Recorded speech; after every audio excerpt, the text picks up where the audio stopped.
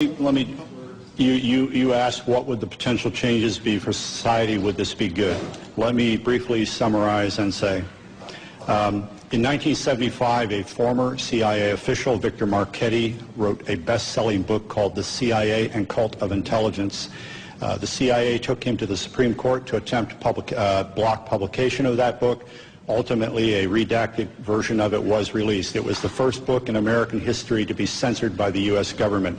The same Victor Marchetti, in 1979, wrote an article for Second Look magazine.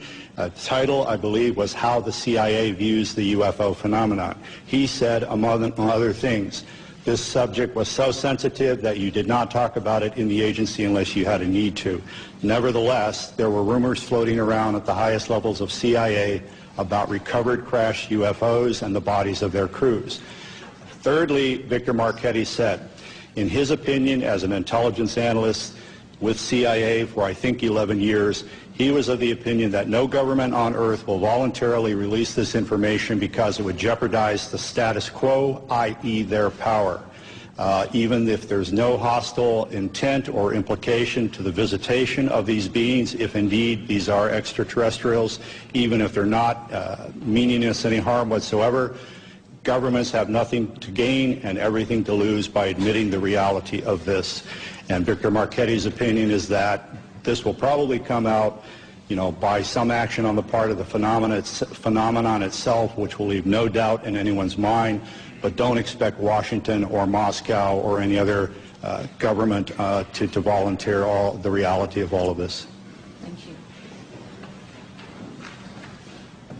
I'm Jim Canan. I'm a defense writer of long standing in this town for Gannett Newspapers, Business Week magazine, and I was senior editor of Air Force magazine. I'm going to ask a question, but I want to contribute something. When I was on Air Force magazine, I was told by an Air Force colonel of long acquaintance that this was real and that we were actually dealing with the aliens. I never had the guts to write. He said, you won't have the guts to write this. I said, no, because I have to confirm it. And if you can't tell me how to confirm it, he did give me a couple names, but it didn't pan out. I was like all the rest of the press, if I couldn't confirm it, I wouldn't write it. Now, that may mean that we're somewhat cowardly, but at the same time, it means that we're also very careful. I do sympathize with the members of the press who do not write about this, even though I myself am convinced of it by now, because I was one of them once. But now, I have a question contemporary. 2 years ago, the Air Force Chief of Staff and the Secretary of the Air Force were dismissed by the Secretary of Defense for, among other reasons, being sloppy in their management of nuclear weapons. We transported an armed one somewhere, we sent components overseas and so forth. This shook up the Air Force. I want to ask you gentlemen, in the aggregate or individually, do you think that this evidence of malfeasance ranks up there with not telling the public about alien or UFO intrusion at nuclear sites? Is there an equation there?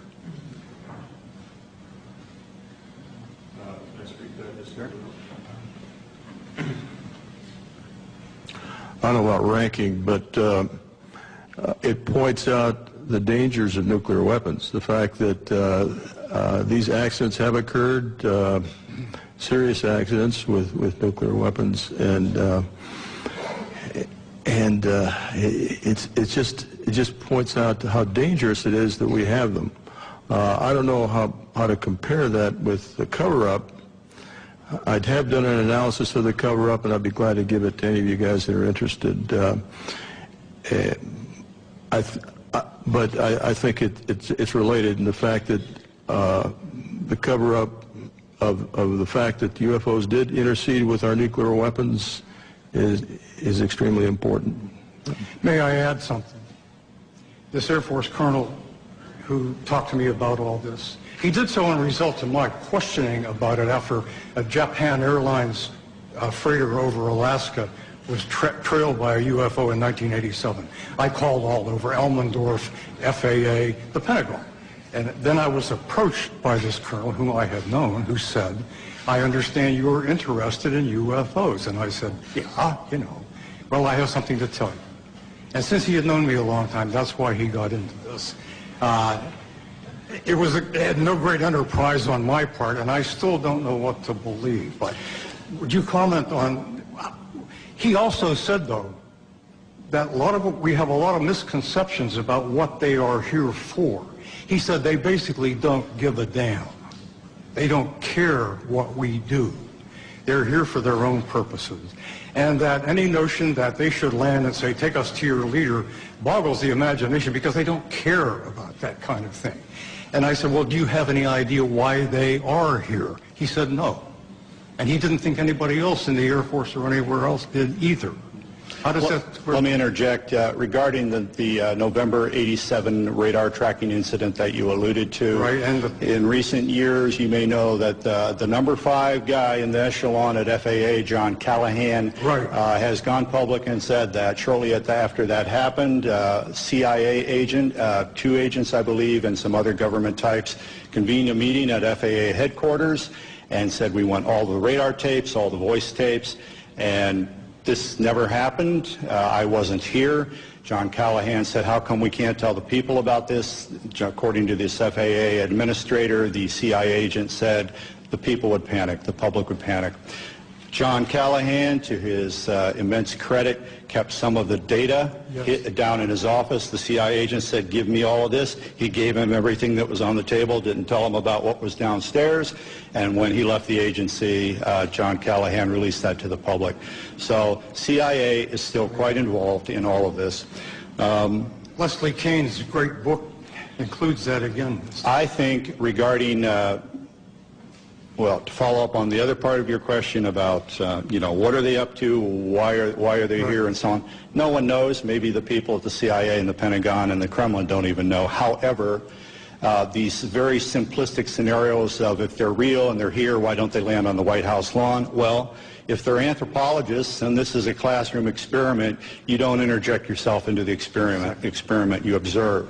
Or an alternate scenario, if this backwards planet is on the verge of a nuclear holocaust, maybe on a limited basis you intervene in a way that the Pentagon knows what's going on, the Kremlin knows what's going on, except for troublemakers like us, the public at large in neither country does not know what's going on. So in effect, you send a signal, in my opinion, to governments about nuclear weapons without alarming the general populace. The late Dr. J. Allen Hynek, who was a UFO skeptic, he worked for Project Blue Book for so many years, he eventually believed, I've been wrong, science has been wrong, these are real, and we should check into it. When asked why, the aliens, if that's who they are, do not visit us, he said, a zoo is a nice place to visit, but you don't communicate with the lizards. So, there's any number of plausible scenarios to explain why we have not had open contact. I am of the opinion that whoever they are have enough sense to know that if they interject themselves into our reality in one fell swoop, there could be very dire repercussions. Whereas, on the other hand, if they engage in an on-again, off-again cat-and-mouse behavior that allows a slow psychological conditioning of humankind to the reality and the presence of themselves, then when open contact, if that indeed is in the cards, occurs, there will be far less trauma. Thank you. I wasn't meaning to contest your point of view, by the way, merely pointing out what I had heard. It's all right. Michael Rank from Lancaster County. Al and I came down this afternoon, and we were talking about the fact that we are now able to combine human and non-human genetic materials by our medical sciences. And I don't know whether any of you have had a chance to read Professor Jacobs' book, The Threat. He's a tenured professor at Temple University, and he has been doing regression therapy with abductees for years, and he has quite a body of knowledge there. One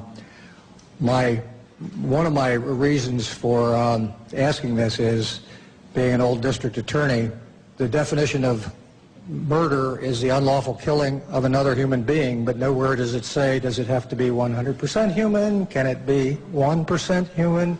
I'm waiting for somebody to play that card. I'm out of the business now, but that might be fun.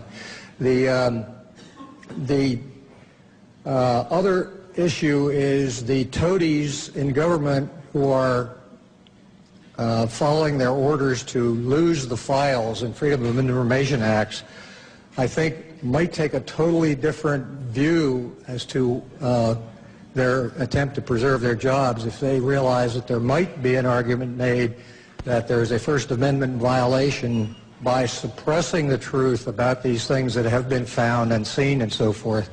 The suppression works to favor certain religions versus other religions. Thank you. Anyone else? Thank you for coming. Again, all of us will be available for one-on-one interviews for some period of time.